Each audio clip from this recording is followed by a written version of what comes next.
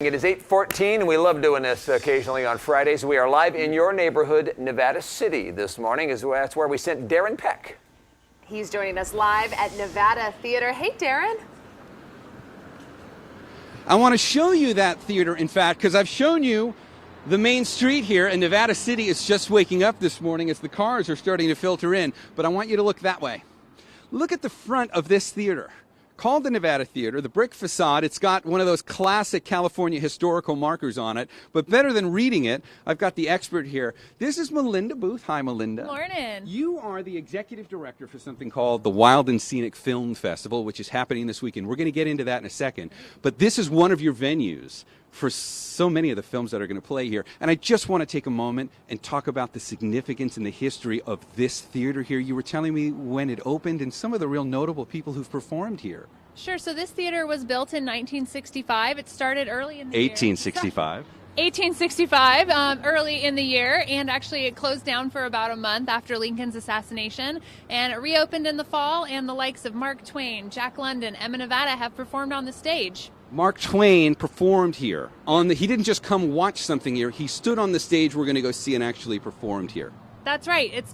There's been burlesque shows and vaudeville and theater. It was a cinema for a time, and now it's back to being a hub in our community for live theater and performance. And this has been the way this theater has looked on this facade since the 1860s. 1865. Very good on that. And I thought it was so notable. It was during, Lincoln's assassination. They had to stop construction on this theater because of that. That's right. All right, show us the way in. Come on in, because happening here starting tonight and going through Saturday and Sunday, the Wild and Scenic Film Festival is happening here in Nevada City. And Melinda is the executive director of that. You can see the logo up on the screen here. And this is, you kind of take over the town. We sure do. For a couple of days. We sure do. We have 7 venues here in Nevada City, 3 over in Grass Valley, and it's just 5 days of film, music, workshops, and more. Show people what that's going to be like. Have a seat there, Melinda.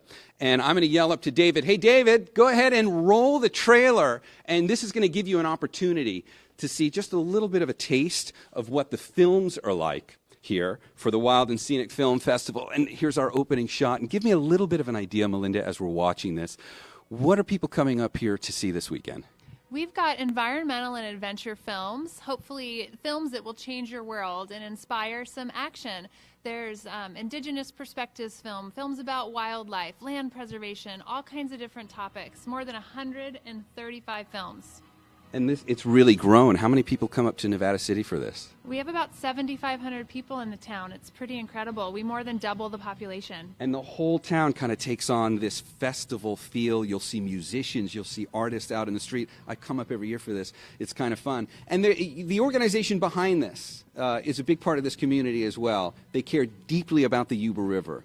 And that's a big part of why this film festival happens. So the next time I visit with you, we're going to talk a little bit about the Yuba River and the organization here in Nevada City so committed to preserving it. I'll see you with more on that coming up a little later, guys. Oh, Darren, thank you. Learning all kinds of cool things. Look how much he got done in one shot. That was impressive. It's 8:17 now at Fox 40.